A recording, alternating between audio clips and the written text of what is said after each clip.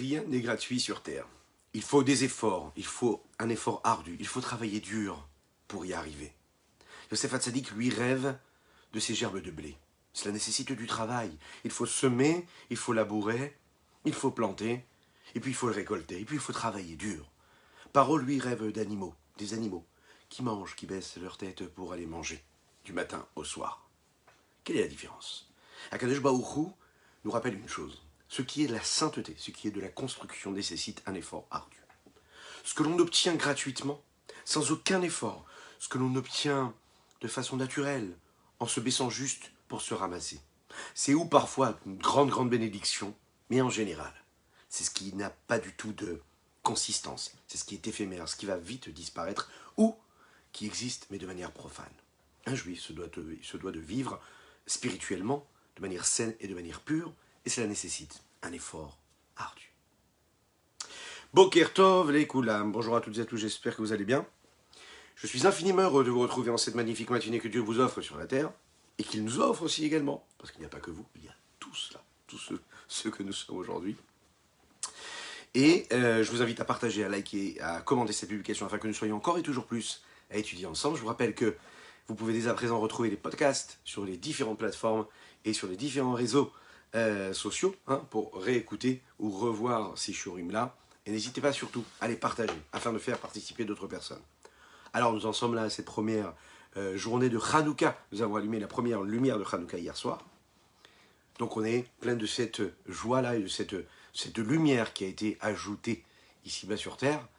Et donc on va s'associer à ça dans notre Nigun du jour pour, juste après, étudier ensemble notre Tanya. Aujourd'hui nous étudions tout le Pérec, le chapitre 1, d'accord, qui correspond au Tanya d'hier et d'aujourd'hui également.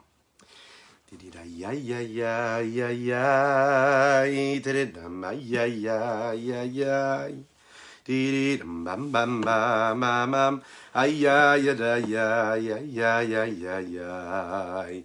Tadadam ay ay ay ay ay. Tadadam ay ay ay ay ay. Tadadam ay ay ay ay ay ay ay ay ay ay. Ay ay ay ay. Tadaday ay ay ay. Tadaday ay ay ay. Ay ay ay ay ay ay ay ay. Ay da da da da da da da da da da da. Ay ay ay ay ay ay ay ay ay. Ay ay ay ay ay ay ay ay ay ay. Da da da da da. Da ay ay ay. Ay da da da da da da. Ay ay ay ay ay ay. Da ay ay ay ay ay. Da da da da da. Ay ay ay ay ay ay. Ay ay ay ay ay ay ay ay ay ay ay ay ay ay. Ay ay ay ay. Ay ay ay ay. Ay ay ay ay ay ay ay. Da da da din dan dan dam, da da da din dan dan dam. Ay ay ay ay ay ay ay ay ay. Ay ay ay ay ay ay ay ay ay ay ay ay.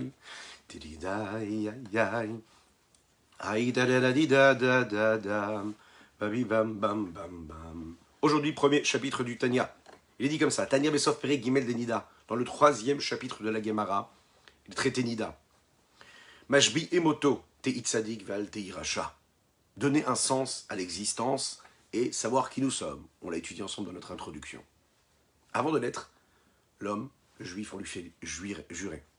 On le fait jurer, on lui dit, il faut que tu sois un tzaddik, il faut que tu sois un juste, et ne sois pas un impie. Et même si, quand les personnes te jugent autour de toi, quand ils jugent tes agissements, ton comportement, ils te disent, ah non, toi, t'es un tzaddik, toi, t'es quelqu'un de bien, de juste, et tu dois te sentir, tu dois te voir comme quelqu'un qui n'est pas si tzaddik que ça, mais quelqu'un qui est plutôt du côté des impies. Ça veut dire qu'en fait, la naissance d'un juif, d'un homme sur terre, elle est là pour quelque chose, elle a une raison. C'est pas juste comme ça. On a une mission particulière à accomplir ici-bas sur terre lors de la création. L'âme qui descend dans ce monde-là, ici-bas, elle s'habille dans un corps afin d'agir, afin d'accomplir la mission de Dieu. Chacun, il a une mission particulière. Lorsqu'il se lève le matin, pour accomplir sa volonté et pour accomplir cette mission pour laquelle il a été créé, c'est ce qu'on lui a donné, c'est-à-dire son âme qui va lui permettre de faire ce qu'elle a à faire. Maintenant, la meilleure façon de donner les capacités à une personne de faire ce qu'elle a à faire, c'est lui donner justement les capacités. Et quelles sont les capacités? C'est lui faire promettre de choisir ce qu'il faut, choisir la bonne route, choisir les bonnes choses à faire, les bonnes paroles à avoir, les bonnes pensées à avoir aussi. Mais tout cela, ça nécessite un travail personnel, d'introspection, de connaissance de soi. C'est la raison pour laquelle le Admor HaZaken, le Rabbi Shlomo Zalman, va nous faire voyager en nous. Avant de naître, on fait jurer à notre âme, on lui dit, il faut que tu te comportes comme il faut que tu sois un tzaddik. Tu ne peux pas laisser comme ça ta vie être insignifiante, ne ressembler qu'à ce que les vies, parfois, sont. Ce serment-là qu'on lui fait faire a deux parties. D'un côté, on lui dit, il faut que tu sois un tzaddik, de l'autre côté, on lui dit, tu ne sois pas un rachat. C'est-à-dire que si tu te considères comme un tzaddik, n'exagère pas non plus. Il faut que si tu es tzaddik, il faut que tu te considères comme un rachat. Mais attention, hein, si tu es trop rachat aussi à tes yeux, tu risques de mal agir, c'est ce qu'il va nous dire. Donc il faut trouver un juste milieu. Et c'est pas évident du tout de trouver un juste milieu. Ce serment-là, dans lequel il y a ces deux parties-là, on lui demande en fait de se considérer comme négatif afin de créer du positif. On va voir tout de suite ce que ça veut dire. C'est la vine. On a besoin de comprendre cela. Dehatman. Il est dit comme ça dans le traité Avot, Perek Bet, chapitre 2. Ne te considère pas comme un impie. Pourquoi? Parce que c'est négatif. Il ne faut pas se voir mal. Il faut se voir plutôt du côté positif. Alors comment d'un côté on peut demander à l'homme et le faire jurer avant qu'il naisse, et on lui dit, considère-toi, sois injuste, mais considère-toi comme un rachat, et de l'autre côté on lui dit, dans le traité Avot, surtout, ne te considère pas comme un rachat. Ne sois pas à tes yeux comme une mauvaise personne. Parce que si tu te vois comme une mauvaise personne, eh bien tu agiras malheureusement, que Dieu nous en préserve, comme une mauvaise personne. Un enfant à qui on dit tu es bien, il va agir bien. Alors pourquoi la Torah nous dit ici, considère-toi comme un impie? Qu'est-ce que ça veut dire? Mis à part le fait qu'il y ait une contradiction entre le traité Nida et le traité Avot, il y a quand même quelque chose qui nous gêne ici. Comment se considérer comme un rachat peut correspondre au chemin que le juif est censé emprunter pendant toute sa vie, à savoir un chemin qui correspond à la joie, puisqu'un juif ne peut servir Dieu que s'il est dans la joie véritable. L'homme doit être joyeux, il doit avoir le mérite, il doit se réjouir d'avoir eu le mérite de servir Dieu. Qui est Dieu? Le roi des rois, Akadosh Baruch Hu, le Saint béni soit-il. Donc quand il ne fait pas une avéra, quand il se comporte comme il faut, quand il s'écarte de la avéra, eh bien à ce moment-là, il doit être heureux de cela, il doit être satisfait de cela. Peut-être pas s'en enorgueillir, mais il doit être satisfait d'avoir agi comme il faut. Il y a une différence entre s'enorgueillir et juste être satisfait d'avoir fait quelque chose de positif. C'est important. On ne lui demande pas de s'auto-congratuler, mais d'être conscient que ce qu'il a fait, c'est bien.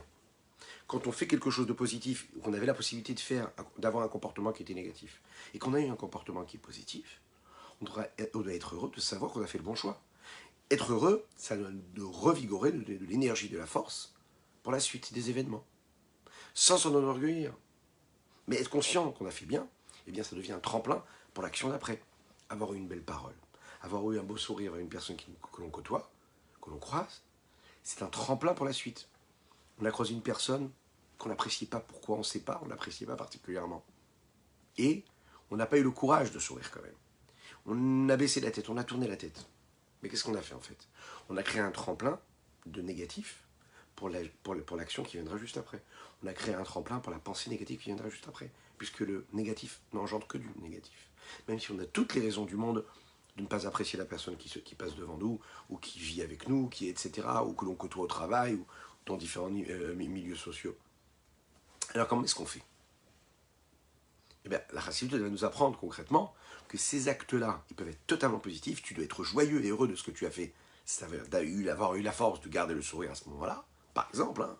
Ou bien la Avera, elle s'est présentée devant toi, et tu n'as pas agi négativement, c'est-à-dire que tu n'as pas accompli cette Avera-là, tu t'es dit, ben non, Je pourrais manger ça, je ne le mange pas. Je pourrais parler maintenant avec cette personne, je ne vais pas lui parler parce que ça peut être quelque chose d'interdit. Au moment où je le fais, et je devrais m'en enorgueillir, non, être joyeux, ça c'est sûr. Être satisfait de cela. Alors, comment ça se fait qu'aussi il nous dit, il faut quand même que tu te considères comme un impie. D'un autre côté, si l'homme qui agit comme il ne devrait pas agir, lui, il tombe, puisqu'il se retrouve triste, et bien s'il est triste, du coup, il agira mal juste après. Il sera triste. Et il ne pourra pas accomplir la volonté de Dieu comme il faut, parce qu'il est triste. Alors comment on gère cette histoire-là? Si on accomplit ce serment-là et qu'on se considère comme un rachat, comment ça va me permettre à accomplir la Torah et les mitzvot dans la joie? Si je ne donne pas de la valeur à ma vie et que je prétends être un impie, vous savez, c'est très facile. Si on se dit, ah mais de toute manière, je suis tout en bas du niveau, je ne fais pas ce qu'il faut, eh bien ça nous encourage à faire ce qu'il ne faut pas également. C'est négatif. Ça nous amène à être léger. Et quand on est léger, on n'a pas la prise de conscience, on n'a pas le sens des responsabilités, et on agit très très mal. Dans le Talmud, il est dit comme ça, il y a 5 différences qu'on est capable de donner, et 5 critères qui définissent les hommes. Dans cette distinction qui est entre le tzaddik et le rachat. Le tzaddik, le juste, et rachat l'impie, celui qui fait l'inverse de la volonté de Dieu. Le traité Talmud Brachot nous dit comme ça, il y a tzaddik vetovlo, tzaddik viralo, rachat vetovlo, rachat viralo, benoni. Il y a le tzaddik et le bon est pour lui, on verra ce que ça veut dire. Tzaddik viralo, le tzaddik, le juste viralo, et le mal est pour lui, est avec lui, on va comprendre aussi ce que ça veut dire.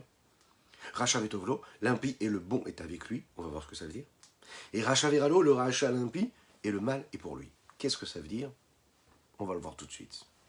Mais il y a un dernier mot qui nous intéresse ici. Uvenoni. Le Talmud nous dit il y a aussi une forme de distinction.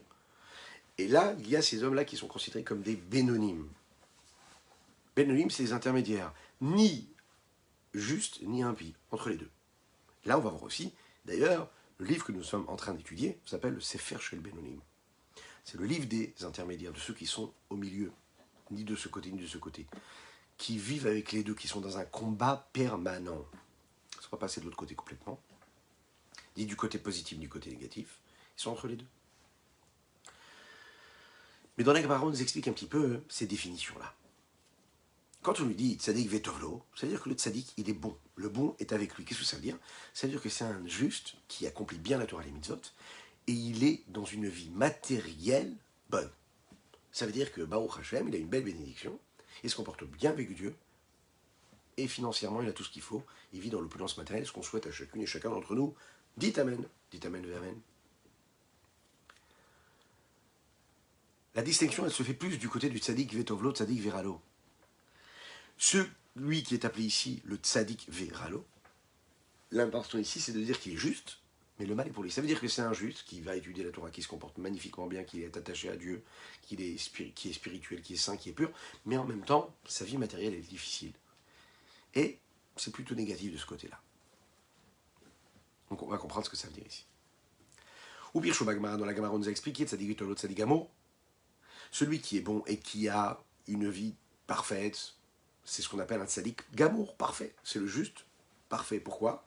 Parce que il n'a plus besoin, si vous voulez, de subir dans ce monde ici-bas les contraintes physiques et matérielles de ce monde-là, puisqu'il a tout ce qu'il faut.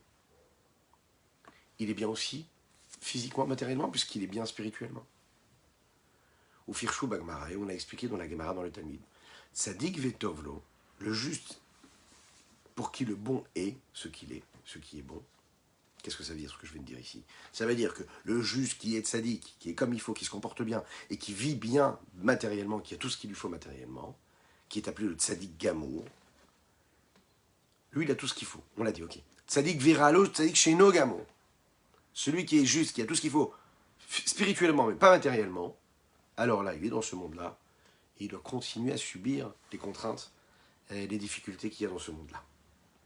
Vireaya Memna, dans le Zohar, dans une partie qui s'appelle Re'aya Memna, précisément dans la Sidra Mishpatim, Parashat Mishpatim Perach, il est expliqué Tzadik viralo shara shebo kafouf letov. Qu'est-ce que c'est un tzadik pour qui le bon est avec lui? C'est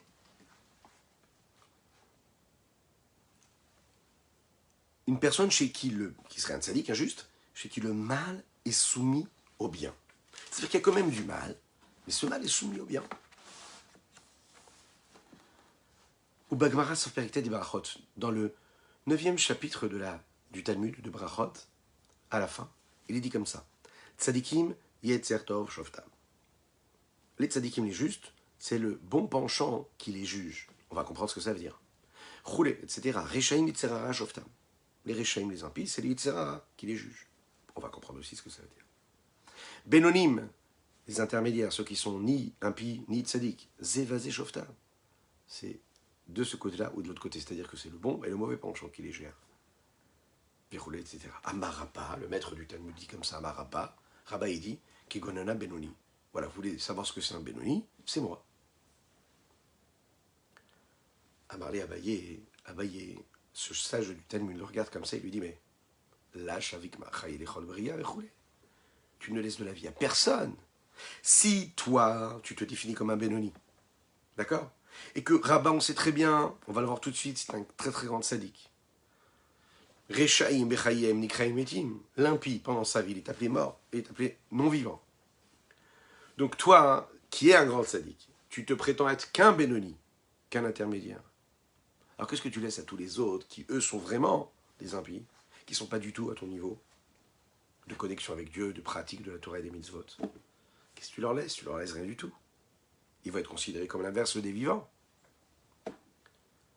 La vie que vous avez, pour bien comprendre tout cela, on va, par rapport à ce que nous disions, c'est-à-dire que l'intermédiaire, celui qui est Benoni, c'est celui qui a la moitié, d'un côté il a des mitzvot, d'un côté, et de l'autre côté il a une autre moitié qui serait des averot, c'est-à-dire que d'un côté il se comporte bien et de l'autre côté il se comporte mal.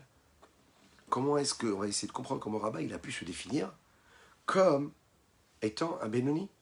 Parce qu'un Benoni, il est considéré comme quelqu'un qui fait des averot. Il y a une autre encore question qui est là. Si le Benoni, il est moitié mitzvah, moitié avera, ça veut dire que on parle de quelque chose qui peut exister. Mais comment ça peut être quelque chose qui peut exister au sujet de Rabba, qui lui est un grand sadique? On va essayer de comprendre aussi ce que dit Yov dans son texte. Et c'est rapporté dans le Talmud, Baba Batra, chapitre 1, Perek Aleph. Ribono Shelola, maître du monde, Barata Tzadikim, Barata Rechaim, Choulé. Tu as créé des Tzadikim, des justes, tu as créé des impies, des Rechaim, etc. Via Tzadik, Viracha, la Kahamar. Tu n'as pas parlé des deux, c'est-à-dire celui qui est Tzadik et Racha en même temps.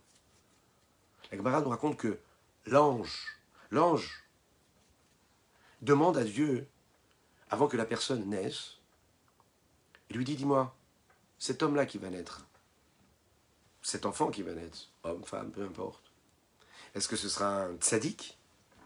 Est-ce que ce sera un rachat? Est-ce qu'il sera intelligent? Est-ce qu'il sera plutôt sot? Est-ce qu'il sera fort? Est-ce qu'il sera faible? Par contre, il ne lui dit pas, il lui pose pas la question de savoir est-ce que ce sera un tzaddik, est-ce que c'est un rachat. Il demande est-ce qu'il sera intelligent ou pas, est-ce qu'il sera fort ou pas, mais il ne lui parle pas de tzaddik. Cette distinction-là, il n'en parle pas. Pourquoi? Parce que tzaddik et rachat, c'est pas décidé par Dieu. C'est toi qui vas décider de ce que tu vas faire de ton existence. Nous avons tous un libre arbitre, et on décide de faire ce que l'on veut faire de notre existence. Qu'est-ce qu'on fait? On veut vraiment agir et devenir un tzaddik, ou on veut agir et rester un rachat, ou le devenir chas v'shalom? C'est notre libre arbitre, c'est pas Akadosh Baruch Hu qui décide si je suis considéré comme un tzaddik ou un rachat. En fonction de mes actes, mais c'est pas lui qui va décider ce que je vais faire ou pas. Nous avons le libre arbitre. Une autre question. Vigam et Avin. Là, on l'a oublié de préciser. Donc, par rapport à Iyov, il dit, tu as créé des tzadikim, tu as créé des rechaim. Donc la question qui se pose ici, c'est comment ça se fait qu'Iyov, il peut dire, tu as créé des tzadikim et tu as créé des rechaim? Étant donné que l'homme, il a le libre arbitre, ça veut dire que Dieu ne crée pas un tzadik. Dieu, il crée un homme, et lui, il peut devenir ensuite un tzadik ou un rachat. Et rachat, il dit, barata tzadikim, barata rechaim. Et Iyov, il dit, toi, Dieu, tu as créé des tzadikim et des rechaim. Pegam Lavin Maout, Madrigata Benoni. On va essayer de comprendre aussi quelle est l'essence même du degré du Benoni. Le mot Maout ici, vous savez, l'essence, on peut le couper en deux. Maout, avec un et, même et. Vav, Tav, on les met en deux. Et là, qu'est-ce que ça donne? Maou, qu'est-ce qu'il est? Qui tu es, qui je suis. Et l'essence de chacun et chacune d'entre nous définit ce que nous sommes. Maintenant, l'essence même du tzaddik, c'est quoi? C'est du bon. L'essence même du rachat, c'est quoi? C'est du mal. Alors, quelle est l'essence même du Benoni? Vous comprenez un peu la question ici qu'on a? Si on ne peut pas avoir une double essence, où on est ça, où on est ça. L'essence du tzaddik, c'est d'être un tzaddik. L'essence du rachat, c'est d'être un rachat. Alors, le Benoni, ce qui est entre les deux, c'est quoi son essence? Il ne peut pas être là et là. Ou il a choisi d'être ça, ou il a choisi d'être ça. On ne peut pas dire que le Benoni a d'un côté une moitié de mérite, une moitié de péché chez Imken, parce que s'il en est ainsi. Comment est-ce qu'on peut dire que Rabbi s'est trompé sur lui-même en disant qu'il était Benoni? On sait que sa bouche ne cessait d'étudier la Torah à tel point que même l'ange de l'inverse de la vie, quand il voulait venir le chercher, il n'arrivait même pas à le maîtriser, à gouverner sur lui. Il n'avait aucune emprise. C'est-à-dire que dans la quantité, il n'a jamais laissé un seul instant disparaître, passer, sans étudier la Torah Rabbah. Et qualitativement parlant, son étude, elle était à un niveau qui était tellement élevé, à tel point que le Malach HaMavet, l'ange de l'inverse de la vie, ne pouvait même pas le déranger dans son étude. Alors, comment est-ce qu'il pouvait se tromper et dire qu'il y a une moitié de avonot, de péché, puisqu'on parle d'un tzaddik ici? Encore une question. Quand est-ce qu'on peut définir un homme en tant que Benoni? Au moment où on fait une Avera, qu'est-ce qui se passe au moment où je fais la Avera? Jusqu'à ce qu'on fasse Teshuva, oui, on est appelé quoi? Un tzaddik ou un rachat? Peu importe, on a libre arbitre, on est ci, on est ça. Il est appelé quoi? Nikra Racha Gamour, il est appelé un Racha Gamour. Il n'est pas appelé Benoni. Et si après, ensuite, il fait Teshuva, alors il est appelé quoi? Un tzaddik Gamour. Donc un véritable tzaddik, donc tu es ou rachat ou tzaddik, tu ne peux pas être les deux en même temps. Autrement dit, si on juge l'homme sur ses actes, eh bien il est ou l'un ou l'autre, il ne peut pas être les deux en même temps. Va afil ou a ouvert l'isur kal shelivré sauf mikra rachat, même celui qui transgresse un interdit qui pourrait nous paraître très très très léger. C'est-à-dire un interdit non pas de la Torah, et des chachamim de nos sages, même si tout est de la Torah, mais ce serait quelque chose de... À nos yeux, on se dirait, ah bon, c'est une coutume, ou bien c'est un décisionnaire d'une certaine génération qui nous a rajouté cela, etc. On se dirait, ah bon, c'est un petit interdit. La Torah nous dit comme ça, Afilou aover aïsourka, je livrai sofrim mikracha, même celui qui transgresse un interdit qui viendrait des chachamim est appelé aussi un rachat. Même si ce n'est pas l'interdit de la Torah. Qui dit comme il est dit, qu'on peut le trouver dans le deuxième chapitre du traité Yebamot et le premier chapitre du traité Nida. Et même celui qui n'a pas fait d'Avera lui-même, mais il a vu une autre personne faire une Avera, et il ne lui a pas fait de remontrance, il ne l'a pas dirigé vers un bon comportement. On va voir ce que ça veut dire ici. Il est écrit rachat, tu as plein rachat, ça veut dire que toi, tu te comportes très très très bien. Et puis tu as un ami, tu vois qu'il se comporte mal et tu le laisses. Tu rigoles quand il te raconte ses méfaits. Tu dis, c'est pas grave, c'est sa vie. T'as appelé un rachat. Pourquoi? Parce que tu laisses ton frère juif faire quelque chose qu'il ne devrait pas. Alors, il y a des règles, comment faire, quoi dire, etc. Mais je ne peux pas prétendre être saint sadique et en même temps être considéré comme un rachat. C'est ça qui nous intéresse ici. C'est ou l'un ou l'autre. Alors, si j'ai un ami qui fait devant moi quelque chose de négatif et que je fais rien, je le laisse faire, alors je ne suis plus un sadique. Il dit encore plus que ça, regardez. À plus forte raison, une personne qui a la possibilité de faire une mitzvah, ça veut dire un commandement positif. J'ai la possibilité de faire une mitzvah qui passe devant moi. Par exemple, j'ai un quart d'heure devant moi. Je peux étudier la Torah. J'ai toutes les raisons du monde de ne pas le faire, mais je peux étudier. Venosek. Et je n'étudie pas la Torah. Écoutez bien ce qu'il dit ici. Chez Alav Darshur Azal et Chachamim ont dit sur lui qu'il Dvar Hashem Baza. Il a méprisé, il a dénigré la parole de Dieu, parce qu'il pouvait étudier, il n'a pas étudié. Ikaret Tikaret. Fait Gomer. il est chayav karet. C'est terrible, ce qu'on est en train de dire ici. Il est passible du retranchement. Plus que cela, passible de l'inverse de la vie. Imaginez un petit peu ce que ça veut dire. Vite tous les jours, on ferme les yeux quelques secondes, ça nous arrive souvent de, malheureusement, de perdre du temps, de faire complètement autre chose que d'étudier la Torah. Alors comment on fait? Vimken, comme il est dit comme ça, hein, ou Pshita Demikre Racham Tfemi sur des Rabbanan, il est clair que lui, il va être appelé un rachat plus que celui qui commet vraiment un interdit. On l'imagine, ouais. Donc qu'est-ce qu'on est en train de dire ici? Que d'avoir la possibilité d'étudier la Torah et tu n'étudies pas, tu es déjà appelé quelqu'un qui est plus grave qu'un rachat. Vimken. Alors, il est où ce Benoni-là? Si on regarde bien ici, c'est-à-dire qu'on est tous des Rishaïm. Parce que on a tous la possibilité d'étudier la Torah quand ça se présente devant nous. Et on ne le fait pas. On a toutes les occupations du monde.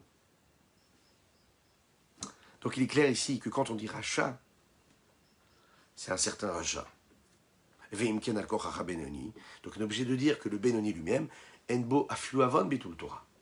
Le Benoni ne peut pas être appelé Benoni, sinon il est appelé un rachat. Donc Benoni, c'est une entité nouvelle, qui ne serait pas non plus un tzaddik, pas non plus un rachat, parce que s'il n'étudie pas la Torah, il est appelé un rachat directement.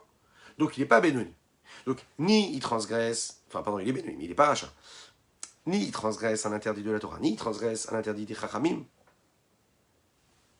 Et même quand il a la possibilité de faire une bonne mitzvah, on ne parle même pas d'Avera, et qu'il ne la fait pas, il sera appelé un rachat. Donc même ça, il ne le fait pas. Ça veut dire que quand il y a quelque chose de positif qui se présente devant lui, il a la possibilité de faire une mitzvah. Il a fait, il a accompli. On est obligé de dire que le Benoni n'a même pas cet interdit-là. C'est-à-dire que quand ça se présente, il le fait, il étudie. Ou Mishumari, c'est la raison pour laquelle on est en train de dire ici, Ta'a Rabba Be'atzman le marche au Benoni. On est obligé de dire que Rabba ici se trompe, on va comprendre ce que ça veut dire, quand il dit qu'il est Benoni. Puisque Rabba ici dit qu'il est Benoni, et que le Benoni n'a même pas cet interdit-là, comment est-ce qu'il a pu se définir comme Benoni? Puisque lui-même faisait attention à tous les petits détails, à tel point qu'il ne s'arrêtait jamais d'étudier, même un seul instant. Comment est-ce qu'il a pu se définir comme Benoni? Aga'a, la petite note, entre parenthèses. Ce qui est écrit dans le Zohar, dans le 3e chapitre, dans la 3e partie du Zohar, dans la page 231. Kol shememouatin avonota vechule. Tout celui dont les péchés sont diminués, c'est-à-dire qu'il n'a pas beaucoup de péchés, il a un petit peu d'avérote. D'accord? Donc, s'il en est ainsi, le Benoni, c'est celui qui a un petit peu de mitzvot dans ces cas-là. Ça, c'est la question qui est donnée, qui est considérée comme celle de Rav Amemuna. Rav Amemuna a rencontré Eliyahu et lui pose cette question-là. Il dit voilà, tout celui qui n'a pas beaucoup de fautes, d'accord, eh bien, il est considéré comme un tzaddik veralo. Ça veut dire que c'est quand même considéré comme un tzaddik, mais il n'a pas beaucoup de fautes. Alors comment ici est-ce qu'on peut le définir, ce Benoni comme ce Benoni, en étant celui qui a un petit peu de mitzvot? Alors que juste avant on a compris que quoi? Que le Benoni n'a même pas d'averot. Ishelad Rav Amemuna Eliyahu. Aval efitchouat Eliyahu Sham, par rapport à la réponse d'Eliyahu à Rav Amemuna, là-bas, qu'est-ce qu'on apprend? Ou Rav Amemuna plus précisément. L'explication qu'on doit donner sur tzaddik viralo, c'est-à-dire un tzaddik qui aurait du mal, eh bien il correspond à ce que nous avons dit tout à l'heure, un petit peu plus haut, à ce qui a été écrit dans le Raya Memna, dans le Zohar de la Sidra Mishpatim, que nous avons abordé un petit peu plus haut. Que quoi? Que le tzaddik viralo, c'est celui, par exemple, qui a un petit peu de mal, mais que son mal, il est soumis au bien. Donc il a quand même du mal, mais la majorité, c'est du bien. Veshivim Panim la Torah, le Rabbi Shimon Zalman ici conclut cette note-là en disant de toute la manière, sachez qu'il y a 70 façons d'étudier la Torah, de la comprendre, donc tout va bien. Et quand on dit en général des Mechetzal Mechetza Mikre Benoni, que celui qui a à moitié de ce côté-là ou à moitié de l'autre, c'est-à-dire qui a à moitié des mitzvot, de l'autre côté à moitié des averot, il est appelé un Benoni. Virov Zechuyot Mikre Tzadik. Et que quand il est une majorité de mérite, eh bien il est appelé un Tzadik. Ou Shem Amushal Leinyan Sachar Veonesh. C'est un nom qui ne définit pas le sens véritable de la chose. Ça veut dire quoi? Parce que quand on emprunte un mot d'un autre endroit pour le mettre sur un autre objet ou sur une autre action, pour expliquer un petit détail d'une chose là, de la même manière, quand on donne ici des noms qu'on les appelle Benoni, qu'on appelle Tzadik, qu'on appelle Racha, ce sont donc quoi? Des noms qui sont empruntés. Des noms qu'on l'on donne pour définir ce qui pourrait engendrer telle ou telle punition. Mais est-ce que ça définit vraiment le comportement de la personne? Non, pas obligatoirement. Pourquoi? On dit parce que une personne, quand elle est jugée en fonction de quoi? De la majorité de ses actes. Voilà une personne qui parfois peut tomber. Voilà une personne qui parfois trébuche. Mais la majorité de ses actes, c'est quoi? C'est de se comporter comme un bon juif, comme un tzaddik. Tu es jugé par rapport à la majorité de tes actes, alors tu es à plein de tzaddik. Ah, est-ce que vraiment tu es un tzaddik? C'est pas sûr. Parce que des fois tu fautes. C'est une explication qu'ici on peut donner. C'est vrai que les différences que l'on fait entre le tzaddik, le bénin et le racha sont considérées que par rapport au jugement de l'homme. Ou mikre tzaddik bedino machach badin.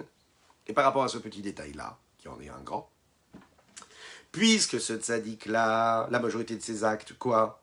Ce sont des bons actes. Et donc il a le mérite de gagner, si vous voulez, ce jugement. Pourquoi? Parce qu'il accomplit le plus d'actions positives possibles. Même s'il a chuté, il va être jugé de manière favorable. Par rapport à la véritable description et définition que l'on pourrait donner sur la valeur de toutes ces différentes valeurs et différences qu'il y a, et ces distinctions qu'il y a dans le tzaddik ou dans le Benoni, Ambroise et Chachamim le disent clairement. Tzaddikim yitzartov shotam. Les tzaddikim, c'est le bon penchant qui les juge. Qu'est-ce que ça veut dire? C'est lui qui gère. C'est lui qui se pose sur eux, qui fait ce qu'il veut d'eux, quelque part. Ah bon? Ça veut dire qu'il leur permet d'agir comme il faut. Chez Neymar, comme il est dit, Vilibi halal bekirbi. David Ameller, il a réussi à tuer le Yetzer Hara. Comment il a fait? Il vient de nous le dire ici. En jeûnant. Il a beaucoup jeûné.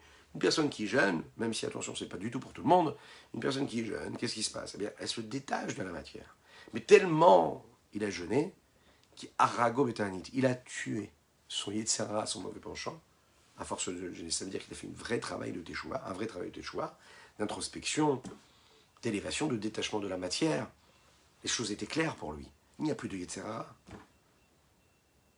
La question, c'est que, bien sûr qu'on peut tuer, entre guillemets, le Yetzer Hara de manière différente qu'en cessant de manger. Mais l'idée, c'était de se détacher de la matière.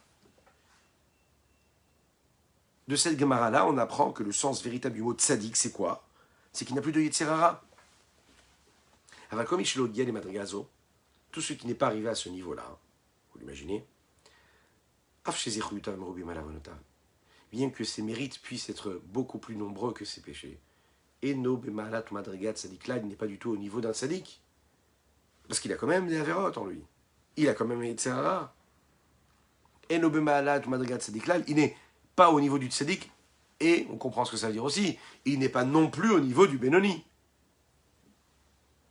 La reine Amoraza, c'est la raison pour laquelle les Chachamim nous disent dans le Midrash, c'est la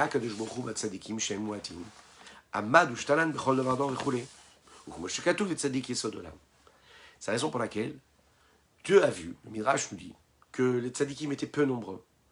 Et il a dit, il faut absolument que je fasse en sorte qu'ils puissent tenir et qu'il y en ait dans chaque génération. C'était très difficile de trouver des hommes comme ça.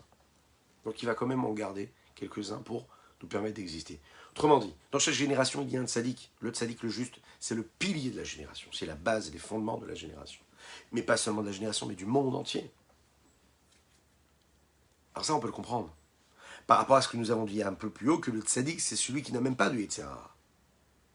Parce que si c'est un tzaddik qui a un Yetzer Tov et qui a une majorité de mitzvot, mais qui aurait quand même un petit peu d'averot, pourquoi est-ce qu'il a dit que les tzaddikim sont peu nombreux?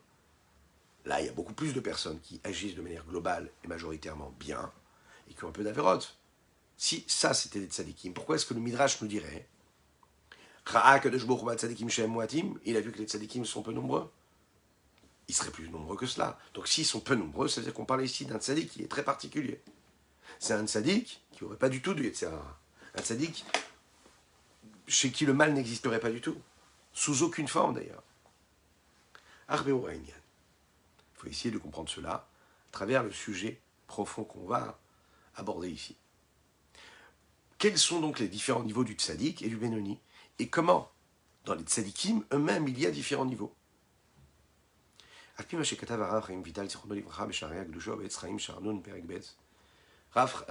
Rav Chaim Vital, ce grand Mekoubal, l'écrit dans ses différents textes, que ce soit du Etzraïm, que ce soit du Shari Kedusha. Dit Kol ish Israël echad tzadik vechad rasha yishte neshamot.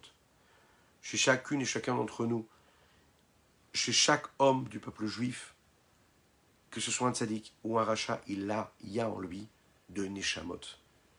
Il y a deux âmes, quelque part. D'où on le sait, il est dit comme ça dans Ishaïa, ou neshamot ani asiti. Et j'ai fait, Dieu parle, il dit, ou neshamot ani asiti, j'ai fait des âmes. Il ne dit pas j'ai fait une âme, quand j'ai créé un homme, il dit que j'ai créé des âmes, au pluriel. Et donc il s'agit là ici de deux facettes, de deux niveaux, de deux côtés d'une même âme. She'en shete nefashot. Nefesh echad mitzadek lipa vistra chara, comme dans la peau et l'écorce d'un fruit qui recouvre et qui cache ce qu'il y a à l'intérieur du fruit. Akadosh Baruch Hu a fait pareil, il a créé des forces qui vont cacher la vitalité divine qui se trouve dans chaque élément. Aussi simple que ça. Je prends un fruit. Ce qui m'intéresse, c'est ce fruit-là qui est gorgé de jus. Et pour pouvoir le manger, je suis obligé d'enlever l'écorce. Cette écorce-là, elle protège le fruit, et en même temps, elle cache ce qui est à l'intérieur. Dieu a créé aussi cette forme de peau-là, extérieure, cette écorce qui est appelée la klipa, pour cacher la vitalité de Dieu qui se trouve dans chaque chose. C'est la raison pour laquelle chaque chose que l'on voit sur Terre et qui nous accompagne dans la vie de tous les jours, dans notre quotidien, a un aspect matériel, parfois grossier, qui nous fait oublier, et on va le prendre, c'est ce que nous découvrons dans tous nos cours, au Rachem. Pourquoi est-ce qu'il l'a fait?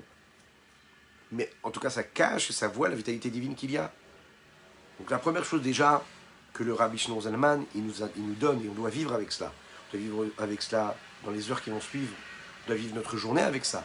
On doit vivre notre mois, notre année avec ça. Savoir que tout ce qu'il y a autour de nous, c'est de la vitalité divine qui a été cachée et sur laquelle on a mis une écorce.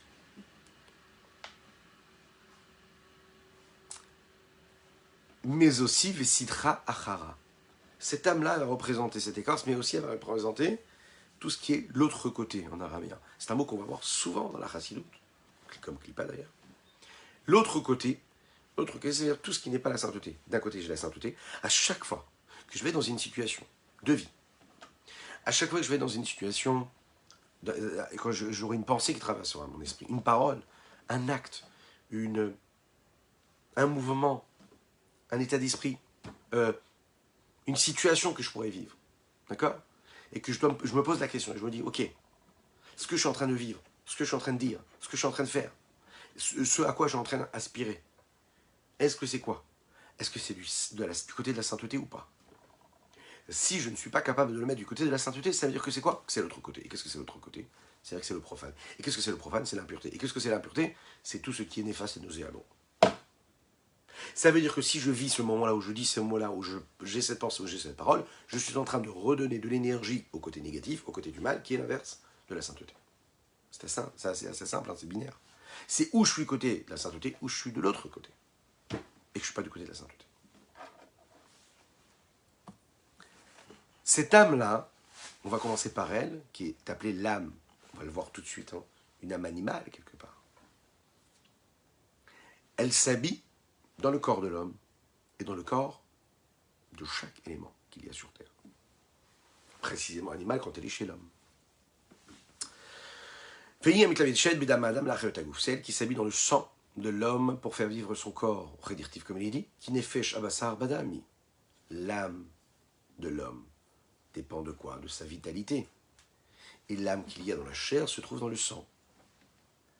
L'âme qui fait vivre le corps physique matériel, c'est le sang. Umimena, et de cette âme-là, ba'ot kol amidot ra'ot. C'est de là que proviennent toutes les mauvaises vertus, les mauvais traits de caractère que l'on peut avoir. Et cela, mais arba yesodot haraim sheba, des 4 bases et 4 fondements qu'il y a chez cet âme animale-là. C'est-à-dire qu'ils viennent déjà du mal, puisqu'ils viennent de l'écorce négative du mal. Il y en a 4. Puisqu'on sait que dans chaque élément, ici-bas sur Terre, matériel, il y a ces 4 éléments-là. Il n'y a pas une seule créature qui ne serait pas dotée de ces 4 éléments-là. Quels sont ces 4 éléments-là? Esh, Ruach, Ma'im, Afar. Le feu, le souffle, l'eau et la poussière, la terre. Il y aurait donc cela également spirituellement, ces 4 niveaux-là. C'est-à-dire que l'âme, cette âme-là telle qu'elle est spirituellement, elle est aussi dotée de ces 4 éléments-là. Et comment ces 4 éléments s'expriment, on va le voir dans la vie de tous les jours. Parfois on va être plutôt du côté du feu, parfois du côté de l'eau, parfois du côté du souffle, ou parfois du côté de la poussière de la terre. Et comment ça se traduit dans notre vie de tous les jours? Eh bien dans notre comportement.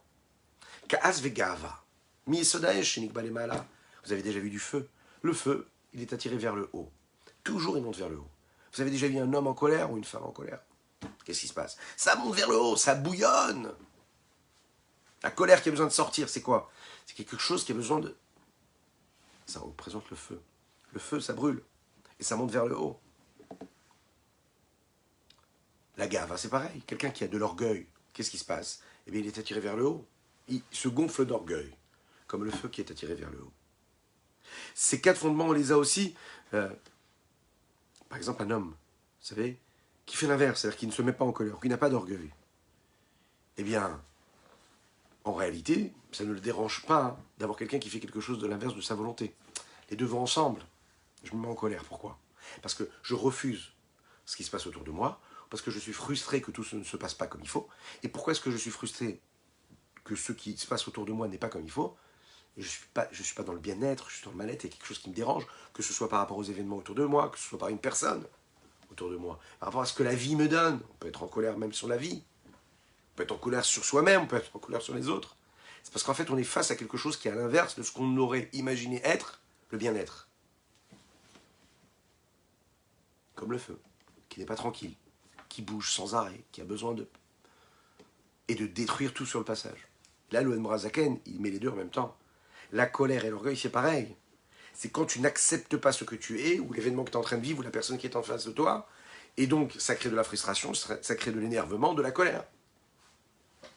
Dès l'instant où l'homme réussit à trouver un bien-être, une sérénité intérieure, alors à ce moment-là, il s'accommode, et tous les éléments extérieurs qui sont autour de lui vont s'accommoder. C'est ce que le Tanya va nous apprendre à faire. De ne pas faire tomber notre corps, notre esprit, notre âme, notre vie de ce mauvais côté-là, qui nous fait subir, qui nous frustre. Non, on va reprendre le contrôle, on va respirer calmement, sereinement, respirer matériellement, réellement, parce qu'il faut le faire aussi. Respirer tranquillement. Ouais, vous pouvez le faire à la maison.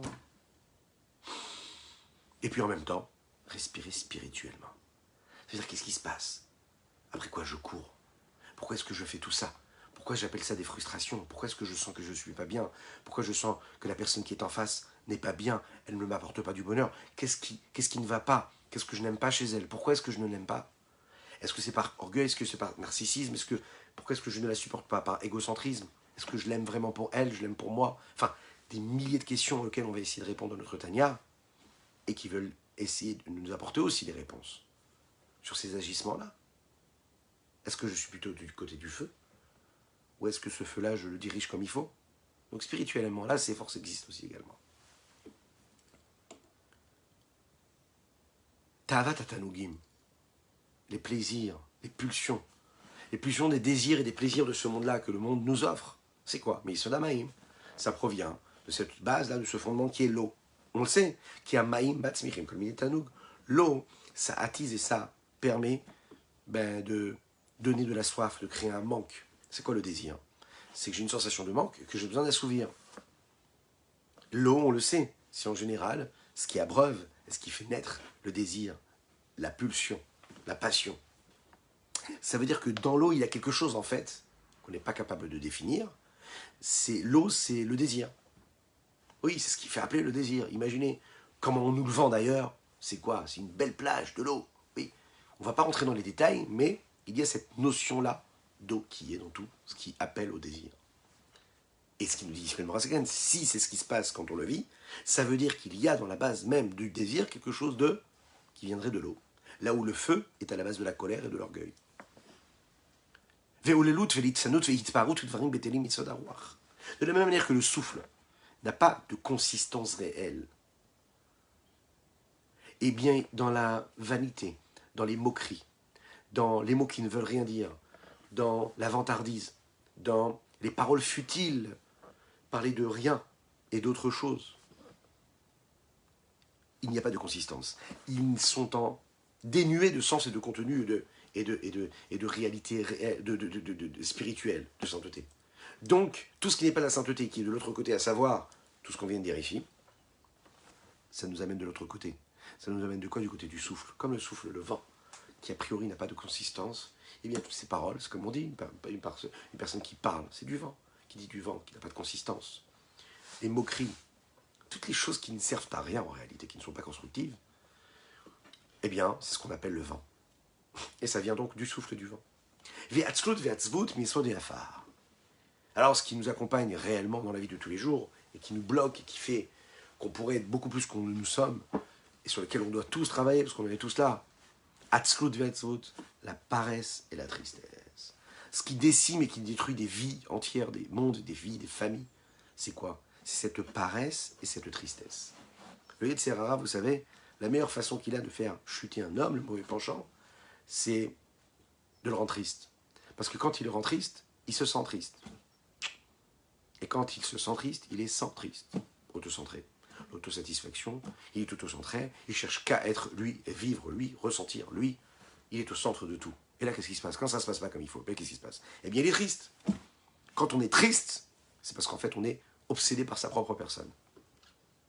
Quand on s'oublie, on est heureux, on est très très très joyeux. Et ça vient d'une base, de quelque chose. Eh bien, ça vient de la poussière de la terre. C'est aussi la paresse. La paresse.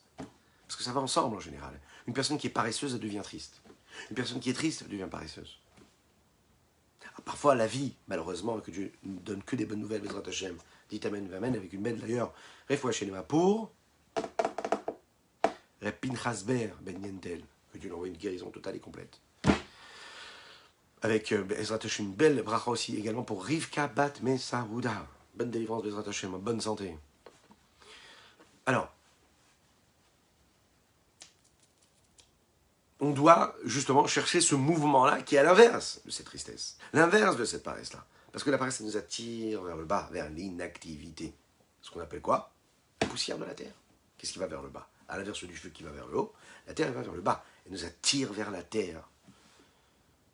Et l'homme est attiré vers la terre, parce qu'il vient de la terre. C'est à nous de combattre cela, de transformer cela. Cette lourdeur-là, qui nous empêche d'avancer, de faire tout ce que nous avons à faire, elle s'impose même dans les membres du corps. On n'arrive pas à bouger, on est affalé. C'est aussi ce qui se passe quand une personne est triste. La dépression, la déprime, tout ça, ça amène à une forme de lourdeur, d'inactivité. L'homme qui est dans la tristesse, l'homme qui est dans cet état dépressif, il se lève, il fait une activité physique de 47 minutes, vous allez voir, ça ne va pas être pareil. Ça va changer complètement le cheminement de toute sa vie, de son existence. En tout cas, ça va aider beaucoup. Mais là, il rajoute quelque chose. Les bonnes vertus qui naturellement se trouvent chez chacune et chacun d'entre nous dans les différentes générations. Comme par exemple la miséricorde, le fait d'être bon, de donner, etc. Elles viennent de cette âme-là qui est d'écorce. La question qui se pose ici, c'est si cette âme-là est aussi d'une écorce qui vient du mal, comment est-ce que je peux avoir une bonne mida, une bonne vertu, comme par exemple être miséricordieux? Comment je peux puiser quand je suis miséricordieux dans une âme qui serait négative et mal? Il répond ici, Rabbi Shimon Zaman, il dit Ki Israël nefesh zo de klipat noga. Et là, ici, il fait référence à une autre klipa, dont on ne l'a pas parlé encore. C'est une écorce qui est neutre, ce qu'on appelle la klipa de noga, qui va nous accompagner dans toute cette œuvre-là du Tanya également, en grande partie. Autrement dit, nous aurions d'un côté la sainteté, la Gdusha, d'un autre côté, ce que nous appelons, on va comprendre aussi pourquoi, les chaloches, klipot, atmeot, les trois écorces du mal, ce qui est totalement négatif en réalité, c'est des interdits, c'est ce qui est profane, ce qui est interdit complètement à la consommation, au vécu, etc. Et le noga, c'est cette force neutre, cette écorce neutre.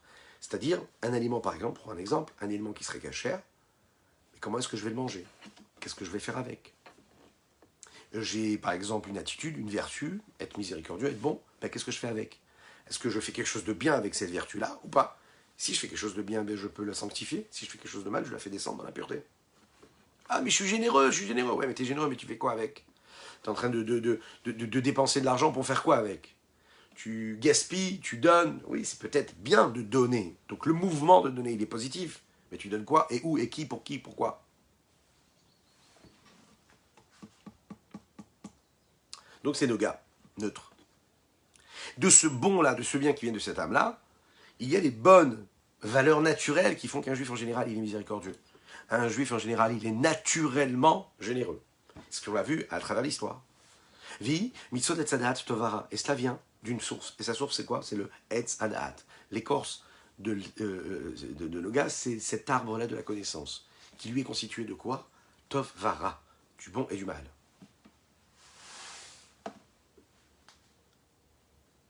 Ce n'est pas le cas des autres âmes qui viendraient des autres nations du monde, qui, elles, seraient de ces écorces de l'impureté dans lesquelles il n'y aurait pas de mal, de bon pardon. Comme il est dit dans le Etzraïm, dans ce livre de Kabbalah, dans cette porte 49, chapitre 3, que tout le bien que font les nations du monde, souvent en réalité il est tourné vers eux-mêmes. Étant donné que leur âme provient de cette âme-là, de cette écorce-là qui est totalement négative, alors, quand ils font du bien, c'est toujours du bien qui est auto-centré. Comme il est dit la Gemara dans le Talmud, Al-Pasuk v'chesed l'omim chatat, que la bonté des nations c'est souvent une faute. Pourquoi? Chez Kol tzedaka v'chesed shumot haolam osin, enanela leitiaer roulé. Un juif, quand il fait quelque chose de bien, même si ça vient de son côté positif, alors, son but à lui c'est quoi? D'aider l'autre, celui qui est en face. La preuve, c'est que si l'autre n'a pas besoin de son aide, il est très heureux. Il est content, il se contente de cela. Par contre, chez les autres nations, le but c'est jamais d'aider l'autre de manière naturelle, mais c'est de remplir et de se satisfaire eux-mêmes, de faire grandir leur nom ou de s'enorgueillir. Voilà, on a aidé un autre pays, on a été généreux, on a envoyé telle ou telle œuvre humanitaire, etc. C'est toujours, on le comprend, on ne va pas faire de politique ou de géopolitique ici. On l'a bien compris qu'en général, quand il y a un pays qui est riche, qui aide un autre pays, c'est souvent en réalité pour lui prendre en réalité toutes ses ressources. C'est l'histoire que l'on connaît, qui se répète à chaque fois. C'est pas donner pour aider, c'est donner pour prendre en réalité. Ou bien pour prendre ou bien du kavod, de l'honneur, de l'orgueil, ou tout simplement prendre toutes les ressources qu'il y a dans ces pays en général. Bien sûr que parmi toutes les nations, il y a aussi des exceptions. Ce que nous appelons les chassidé ou mot haolam. Chassidé ou mot haolam, ça veut dire qu'ils ont des bonnes vertus, des bonnes valeurs. Et ils vont être bons avec les autres pour les aider, et pas pour leur propre bien à eux.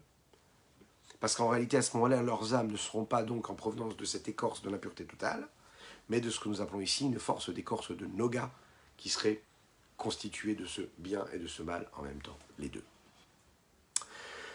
Voilà pour le chapitre 1er de ce Tanya-là, qu'Akadosh Baruch Hu nous donne beaucoup de force, une bonne santé matérielle et spirituelle pour continuer à diffuser cette racidoute. Je compte sur votre partage, sur votre soutien matériel et spirituel. Que Dieu vous bénisse et qu'il vous protège, que vous soyez bénis. Et n'oubliez pas de partager, de liker, de commenter cette publication. Je vous dis à très très bientôt. Je vous rappelle que vous pouvez retrouver ces cours-là, ce cours et tous les autres cours en podcast sur les différentes plateformes. iTunes, Spotify, Google, tout. Il n'y a pas de problème. Tout est partout, Baruch Hashem. Que Dieu vous bénisse.